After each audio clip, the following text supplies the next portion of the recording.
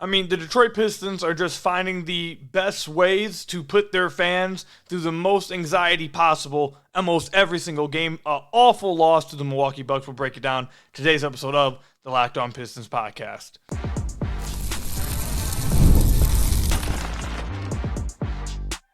You are Locked On Pistons, your daily Detroit Pistons podcast. Part of the Locked On Podcast Network, your team every day. What's the deal? Welcome back to another episode of the Locked On Pistons podcast. Per usual, I'm your host, Kuka Hill. You can find me over on Twitter at Kuka Hill. I want to thank you guys for making Locked On Pistons your first listen of every single day. We are free and available on all your podcast platforms. If you haven't already, head to the YouTube channel at Locked On Pistons. Hit that subscribe button or leave us a 5-star review on whatever podcast platform you're listening to this on. That's another great way to support the podcast. And today's episode is brought to you by GameTime. Download the GameTime app, create an account, and use code LOCKEDINNBA for $20 off your first purchase.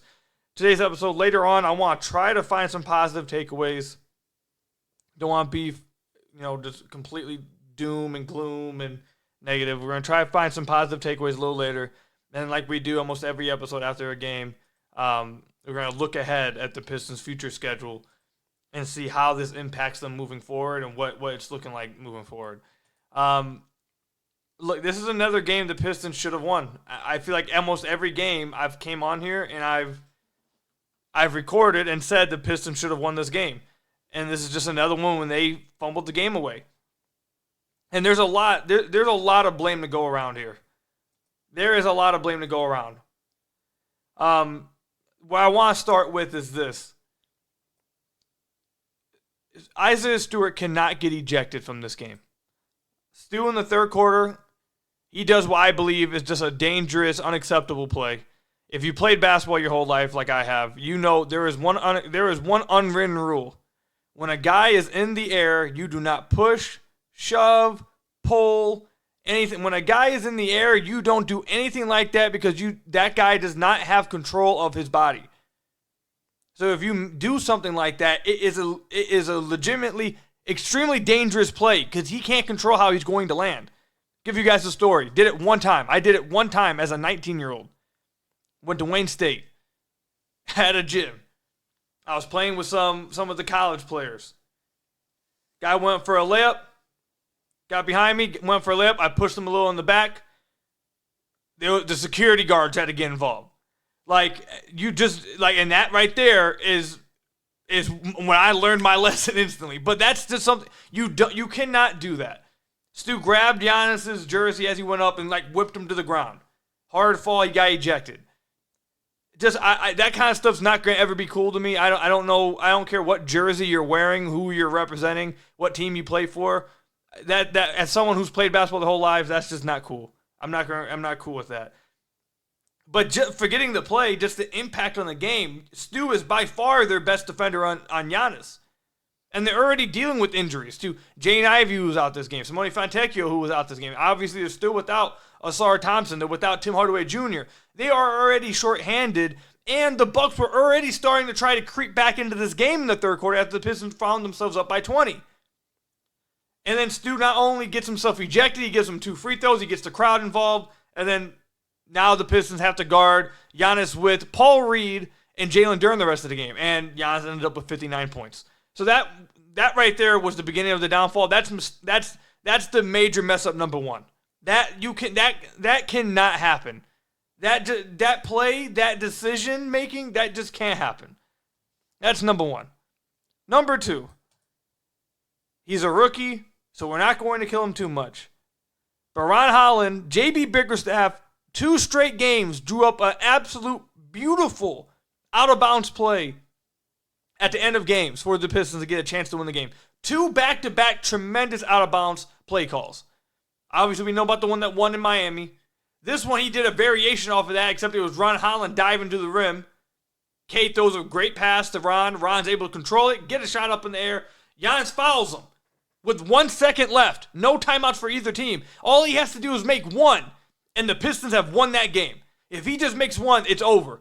Bucks have to go the full length of the court. With 1 second left, it's going to be a heave. If they make a heave, then it is what it is. But the 99% chance the Pistons are going to win this game if Ron just makes one. He nearly airballs the first one. And then the second one, way off as well. Just needed to make one.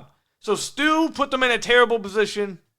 Terrible position in the third quarter. Ron had a chance to give the Pistons the win at the end of the game and just make one free throw. Wasn't able to do it. And then, not lastly, but another thing, Giannis had 59 points in this game. To open up overtime, he had a pull-up midi and a pull-up three. He shot 16 of 17 from the free throw line. This year, he's shooting around 55% from the free throw line. This year. He shot 16 of 17. He shot 94% from the free throw line. He made 21 shots. At least half of them probably were mid-range jumpers. He was taking mid-range jumpers nonstop tonight, and he was hitting them. If Giannis, there is a certain point, this is nowhere near an excuse. Nowhere near an excuse. They should have won this game easily. Should not have gone to this. But it does get to a point where it's like, man, if Giannis is going to just keep beating you with pull-up jumpers and pull-up threes and long twos, if he's going to be hitting those, then it's one of those ones you got to just pat him on the back and be like, you know what, you were the better guy tonight. And that's why Giannis is probably, arguably the best player in the NBA and most likely, at the very least, the second best player in the NBA. 59 points, he dominated. Like, he just flat out dominated the Pistons. Without Stu, they had no answer for him. He just flatly destroyed them. Like, he just obliterated them. It was bad. It was crazy. It was really bad. To go along with this, Cade can't keep turning the ball over. I'm trying to get NBA.com to refresh. So, okay, they finally gave it to us. So, Cade in the fourth quarter had 3 turnovers. And then in overtime, he had no turnovers in overtime, so that's fine. But there was one turnover to the end of the fourth quarter. He tried throwing a pass with his left hand to Marcus Sasser, and he turned the ball over. That was just an unacceptable turnover. The other two I wasn't too mad about. That one's just one of those, another one of those just lackadaisical, you just can't do type of turnovers. Again, and the Pistons still end up with a chance to win the game with a free throw from Ron Holland, but you'd like Cade not to throw that turnover. That's unacceptable. Just a careless turnover from him. And Tobias Harris shot 4 of 15 from the floor, and you just need better out of him too. Despite all that, though, the Pistons had every chance to win this game. They were leading for the majority of this game. Until the fourth quarter came around, the Bucks hadn't had a lead yet. And their largest lead, I believe, until the 5-minute mark was 2 in the fourth quarter. So, the Pistons had control of this game. Again, just another game they had control of and should have won. Had every chance to win. And if the Pistons win this game, they move to 6-7 on the year. You know how good everybody would be feeling at 6-7 after you just beat Giannis? You beat the Heat, and then you beat Giannis. You know how on a back-to-back, you secure a back-to-back with Cade having back spasms on both games? You still end up with both games being wins. You know how good everyone would be feeling on the team? You know what that would do for the morale of the team moving forward? They had their chance to really... There's too many games like this, man. Too many games where they have a chance already this year where they should have won. And they could be looking at their season completely different already. And they just haven't done it, man. It's just, They find new ways to put their fans through the most possible anxiety possible. Every game, man, has been 2 point, 1 point, 2 point, overtime, 2 points. It's stressful. It's stressful.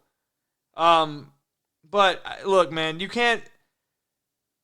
got to make the free throws at the end of the game, man.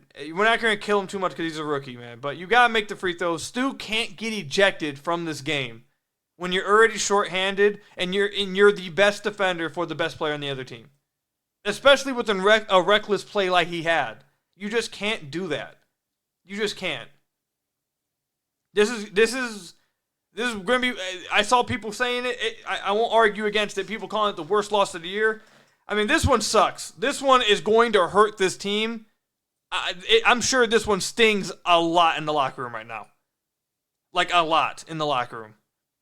The Pistons the Pistons' biggest lead was 18 points. They controlled basically the entire game here. It's a tough game, man. You can't lose this one. But that's all I've got for you with the negatives, man. I want to try to take some positives because I don't want the podcast to be just doom and gloom when the Pistons are 5-8. They are playing these teams close, and they look a lot better. So I don't want to be every podcast to be doom and gloom, like where we don't see the forest from the trees. Like, yes, they should have won. This one's going to sting. But you're seeing improvements being made by the team, and it's a tough one. Cade has to learn how to start finishing, bro, when there's a rim protector in the paint. Cade shot 13 of 34 in this game. He shot 5 of 10 from 3. And a lot of these misses were from Brook Lopez and Giannis blocking him at the rim. Brook Lopez had 5 blocks. Giannis had 3. Cade has to find a way to finish over, through, like find some kind of way to turn these shots into free throw attempts to get easier looks. Was he fouled on a handful of these? Yeah, and we'll get to that a little later. Actually, no, we'll get to it now. The Pistons as a team had 13 free throws. Giannis had 17. Giannis had more free throws than the entire team of the Pistons. Like, that's absolutely ridiculous, man. That's ridiculous. And 2 of the free throws were technical free throws that Cade shot. So on shot attempts, they only really got 11. Like, that's wild, man. That's crazy. The Pistons whistle is absurd, man. And it's not the reason why they lost. They should have won anyways. They had multiple chances to win the game. But damn it, man, my God. Like, 13 free throws to 17 for one player? Cade has the 4th most drives in the NBA. He took 10 shots from beyond the arc. That means 24 of his shots were were 2-pointers. At least 10 plus of them were layups around the rim, and a handful of them easily could have been foul calls. There is no way that the Pistons should be this low in free throw attempts. The refs, I don't know why they don't get the respect of the refs, but that's ridiculous. It's not the reason why they lost. They had a chance to win, but damn it, I had to rage about it for a second. The team had 13 free throws. Giannis had 17 his damn self. It's not like the Pistons don't have a guy getting to the rim and getting contact. There's no way they should be, the discrepancy should be that big for just one player versus a team. That's crazy. That's just crazy, man. But they had a chance to win the game. They should have won this game. They folded. Then they fumbled the chances to win. But damn it, man, that's crazy. The refs gotta be better. They gotta be better, man. Pistons gotta be better too, though. They gotta be better. So let me know in the comment section down below how you guys feel after this loss, man. Well, what's going through your head? How much anxiety were you getting put through during this game? Let me know in the comment section down below or over on Twitter at KukaHill. We do want to talk about some positives, though, because, again, it's not going to be all doom and gloom. And when we come back, I'll tell you what those positives are. I'm a procrastinator. I wait till the last second with just about everything. It often, gets me in the behind multiple times, especially when it comes to buying tickets for my favorite event, whether it's for a theater event, concert, sporting event, you name it. I wait till the last second. I often end up paying bad prices, end up getting bad seats. But with GameTime, it's absolutely saved me and changed how I go about getting my tickets. With GameTime, you can get last-minute deals all the way up to the last second, and sometimes even after the event has already started. With GameTime Picks, curation makes it easier to save more on sports, concerts, comedy, and theater events, etc. near you. Also, within the app, you can see the view from your seat in the app. You don't have to wait till you get to the event and find out if the seats were good for you. You can see right within the app whether these are the best for you. You also get the lowest price guarantee, or GameTime will credit you 110% of the difference. Your purchase is covered with the most flexible customer service policy in the ticketing industry. Take the guesswork out of buying tickets with GameTime Picks. Download the GameTime app, create an account, and use code LOCKEDONNBA for $20 off your first purchase. Terms apply. Again, create an account, redeem code LOCKEDONNBA for $20 off your first purchase. Download GameTime today. What time is it? Game time. So I want to thank you guys again for making Locked On Pistons your first listen of every single day. We are free and available on all your podcast platforms. If you haven't already, head to the YouTube channel at Locked On Pistons. Hit that subscribe button or leave us a 5-star review on whatever podcast platform you're listening to us on. That's another great way to support the podcast. All right, so look, there were positives that came from this game. So if you're waiting to hear me go full on negative again for another 12 minutes, you might as well just turn the podcast off now, man. I'll go ahead and break it for you. I'll save you guys your time. I'm not going to spend the next 20 minutes being more negative because there were some positives. Number one, Malik Beasley continues to be probably the best vet the Pistons have had over the last 5 years. In this game against his former team, 26 points, 8 of 16 from 3, multiple key buckets, multiple really difficult shots, had 10 rebounds as a guard, had more rebounds than Jalen Duren. That's not a dime. I'm not trying to go at Duren. This is just Malik Beasley was fighting out there. He played really well. He continued to be this spacer, this high volume shooter, high volume scorer that the Pistons desperately need. But in a different way from Alec Burks. Whereas Alec Burks kind of did a lot with the ball in his hands, kind of like to dribble a little bit more. Malik Beasley, if you give him any slither of room, he's catching and shooting. Coming off a handoff, he's catching and shooting. Anything like, if you give him any space, he's letting it rip. And he's a good enough shooter to where you're completely fine with it. He's continuing to play really well, played 44 minutes in this game, led the Pistons in minutes. Just played absolutely tremendous. And when Malik Beasley's hitting his shots, I really was expecting, I was really hoping to come on the podcast and be able to talk about this. With Malik Beasley just hitting his threes, you didn't even have Tobias Harris playing a good game. And you didn't have THJ. But with Malik Beasley shooting the way he did, you already saw how the Pistons offense was just warping and changing and looking way better when you just have that level of spacing and shooting on the floor. The offense was looking really good for most of this game until really overtime. It was looking really good, and it was because Malik Beasley was hitting threes. You got a three from Marcus Sasser, which was a big-time one. You had a Wendell Moore Jr. three. You had Isaiah Stewart finally take a three from the top of the key and hit one. You had Tobias make 2 threes. You had Cade make 5 threes. They finally got some good output from their threes. They got 38 threes up, and they made 18 of them. So the offense was flowing. They actually were hitting their outside shots, and the offense was looking pretty good.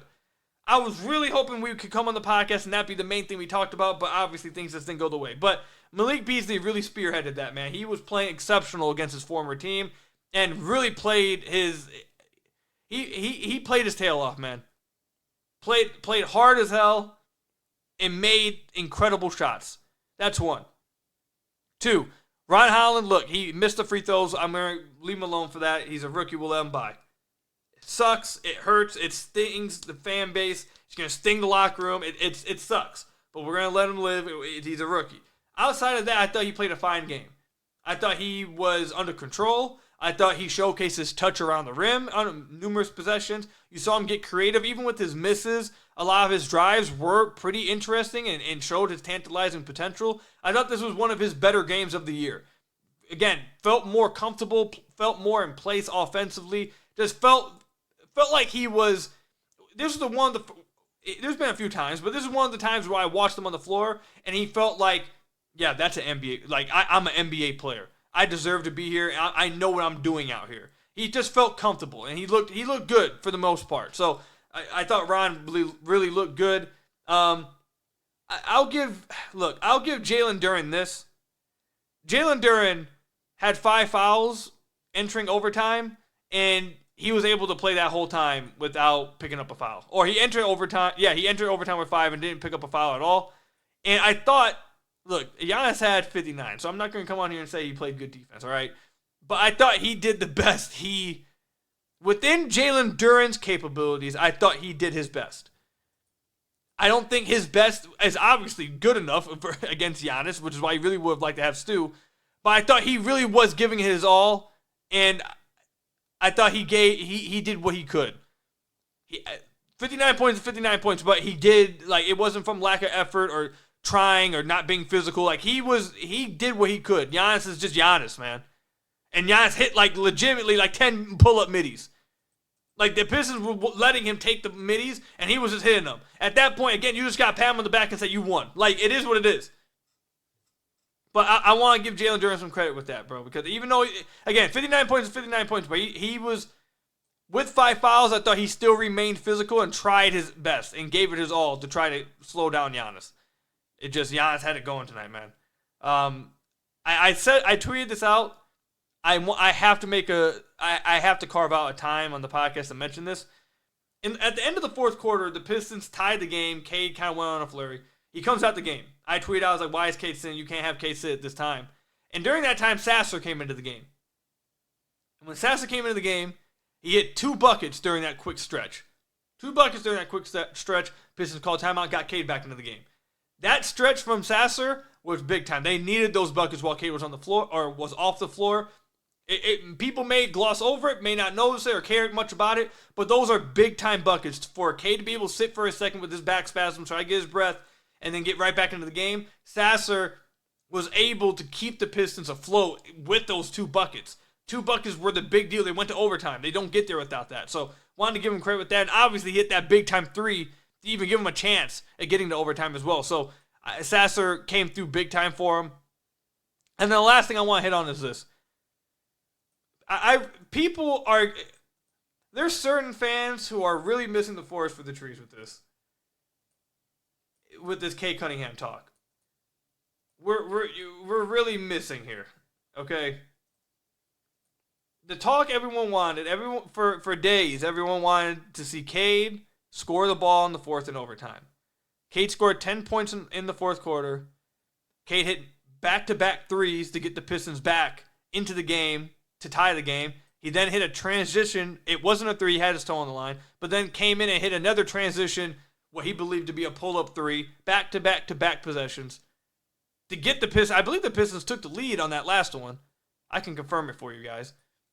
But when, in the fourth quarter, when it felt like it was over, Giannis had slammed the door shut on him, Cade answered. Cade answered and did what everyone wanted him to do.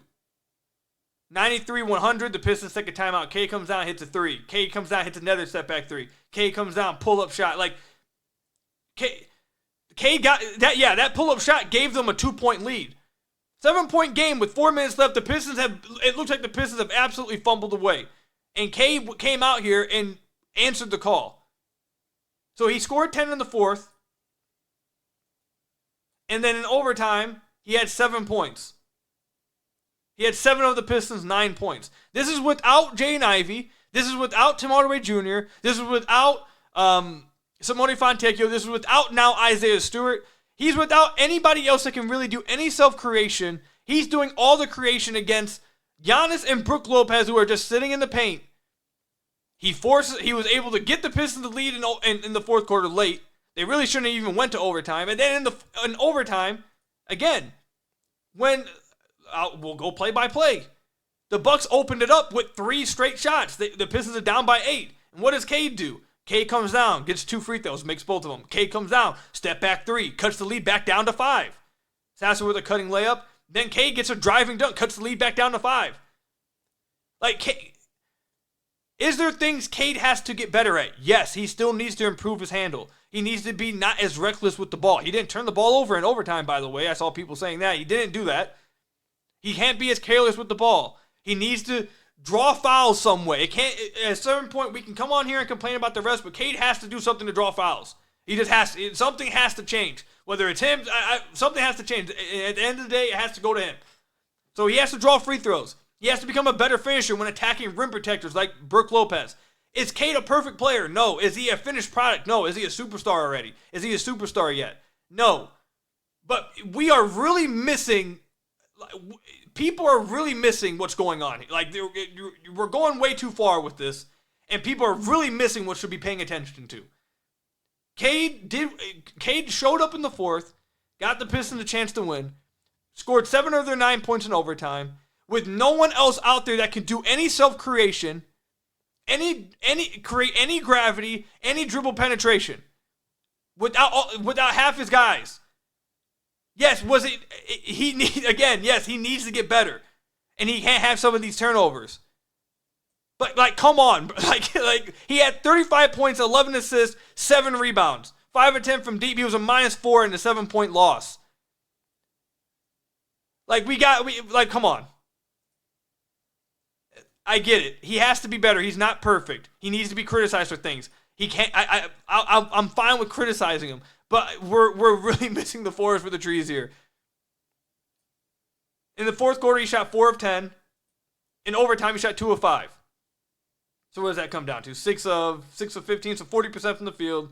He took 15 shots over the fourth quarter in overtime. Everyone wanted him to take more shots. He did. He shot 3 of 4 from deep over overtime in fourth quarter. Like, they need to win the games, but they were positives in this game. And I'm not going to come on here and just be doom and gloom because they ended up losing. It sucks. It stings. It is, and it's a terrible loss. But Ron really showed some good things. Malik Beasley played extremely well. Cade came through for them in the fourth quarter and overtime. I don't care if people want to disagree with me on that. You just don't like Cade and you just have some agenda. I don't know what else to say to you. Stu played well in his minutes. He's looked really good this year. Sasser really delivered in his minutes. Like, there were some positives, man. And the Pistons are hanging in every single game. This is a way better team than last year. This is a way better basketball team, and they're improving. They're close. They're getting closer and closer and closer. They need to win these games. This is an unacceptable loss. It stings. We killed them in the first segment. But to sit here and act like that there's not been improvement from these guys and there's not things to be happy about and to be positive about and be excited about moving forward and see the growth and just being negative to be negative at that point. You're just being negative and to be miserable. You're purposely making yourself miserable for no reason. So that's the end of that. When we come back, I want to look ahead at the Pistons schedule and see and preview what's coming up next for them now that they've dropped this game to the Milwaukee Bucks. Get ready to tackle the NFL action with FanDuel, America's #1 sportsbook. Because right now, new customers can bet $5 and get $150 in bonus bets if you win. The FanDuel Sportsbook app gives you everything you need to place live bets on the NFL all in one place. So when you get a hunch in the middle of the game, you can check out the latest stats, view live play-by-play, and so much more on the same page where you place your bets. Just visit FanDuel.com today to join. You'll get started with $150 in bonus bets if you win your first $5 bet. I've told you guys this many times. I've been using FanDuel for years, still using it to this very moment. It's extremely fun to use, super self-explanatory, easy to use, but again, most importantly, super fun to use. And that's FanDuel.com. Never waste a hunch and make every moment more with FanDuel, an official sportsbook partner of the NFL.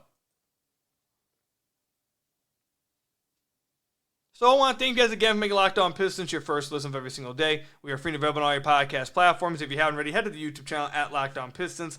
Hit that subscribe button or leave us a 5-star review on whatever podcast platform you're listening to this on. That's another great way to support the podcast. All right, let's go ahead and do a quick preview of the Pistons' upcoming schedule.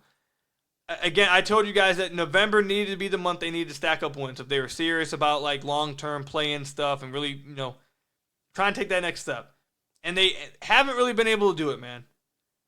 In November so far, they lost to the Knicks, they beat the Nets, beat the Lakers, lost to the Hornets, beat the Hawks, lost to the Rockets, beat the Heat, lost to the Bucks. I'm sure the Pistons feel like they should have this game against the Bucks, which would put them at 6. They feel like they should have that win against the Hornets, that should put them at 7. And they feel like they should have had that game in Houston, and that would have put them at 8. They feel like I know they feel like they should have won those games. They're close. You're seeing improvement from them. You're seeing improvement. They're close, but they're not there yet. And they really needed these wins, I mean. So it's tough. It's tough to lose games that you're supposed to win, that you need to win. Like, not before the game you're supposed to win, but when you're in the moment, you're supposed to win that game. When you lose those ones, that kills you. That kills you. But coming up, they got Toronto on Friday in Toronto. Scotty Barnes obviously out with that injury. Should be, certainly a winnable game for the Pistons. Then they got the Wizards on Sunday, 2 days after, so they get a little bit of a rest. Play the Wizards in Washington. That should be a winning game. Then they got the Bulls at home on the back end of the back-to-back. Like, the Bulls aren't anything crazy either. Then they got revenge on the Hornets. They really should have circled that one. Then they got the Magic. The Magic are pretty good, so okay. I get that one. But then you got the Raptors, Grizzlies, Pacers, Sixers, who are, what are the Sixers? They're really struggling right now. 2-9. So, like, they still have a chance. They still have a chance to really leave this month at 500. But they needed this one. They needed wins like this one. They needed wins like the one against the Hornets. They needed wins like the one against Houston. I mean, this one, I'm not going to lie to you, I think the Bucks one probably hurts everyone the most. Because you had a chance just to wrap it up at the end of regulation. Like, you just need to hit one free throw and you win the game. just one, and you win the game. I think that one's probably going to kill them. But look, the Pistons got a soft schedule still, and they have a chance, certainly, by the end of November to get back to 500 and be feeling really good about themselves. They need to get everybody healthy. Asar's coming back. You need to get Ivy healthy. He was dealing with the toe sprain. Same thing with Simone. You need him to come back. You need THJ to be okay and come back. Like, you need to get your team back to full strength right now during this part of the schedule. You need those guys to come back, especially if Asar joins the team at any moment soon. That really can change things. And I think they could still end. I guess I'll wrap up the podcast with this. I think everyone is just a little too reactionary to what happened last. The Pistons, yes, are 5-8. This loss sucked. It sucked. But the Pistons are still 5-8. Their 5th win came in January last year. At 5-7, they are still tied for 6th in the Eastern Conference. They still played the Bucks really well, really close, forced overtime, and forced a historic performance out of Giannis to lose. Had a chance to win the game at the end of overtime just to hit a free throw. And they have sized themselves up without Jane Ivey, without Asar Thompson, to go against teams like the Raptors, Wizards, Bulls, Hornets, and find themselves on the end of that at 500. I understand when these type of losses happen, it's like, oh, everything's doom and gloom. It really is not. This team is getting better. JB Bickerstaff is really impressing me. Guys are getting better. The young guys are getting better. The vets are better. The product on the floor that you're watching in almost every game is better. And this is without a full strength team. So they're in I don't want to say good position, because they could be saying good position, it kind of feels wrong, because they could be in a really good position if they just close out games. They're in a decent position. They're in a fine position at 5-8 with the Raptors, Wizards, Bulls, Hornets, Raptors again, Grizzlies, Pacers coming up. Like, they've gotten themselves in a decent position. They just need to secure these wins now. They let one slip tonight. Be upset about it. Not saying you don't need to be upset about it. But let's not go, the world is falling apart, sky's falling, it's over with. It's one game. They're still tied for 6th in the East. They still got an easy schedule coming up, and they're still waiting for the team to get the full strength. They're in a good position, guys. They're getting better. They're getting better. I think, you want to know what? I think the Pistons will be at 500 after the Hornets game.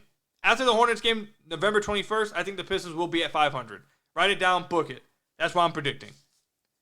But that's all I've got for you guys today. Let me know what you guys think. Comment section down below or over on Twitter at Kuka Hill. Leave me a 5-star review, whatever podcast platform you're listening to this on. Hit that subscribe button over the YouTube channel at Locked On Pistons. And until next time, I'll see you guys later. I'm going to go ahead and go to bed now. It's 12 o'clock. I got to get up in a few hours. So I'm going to go ahead and go to sleep now. Hope you guys have a great one. Thank you guys for making Locked On Pistons your first listen of every single day. Until next time, I'll catch you all later. Peace out.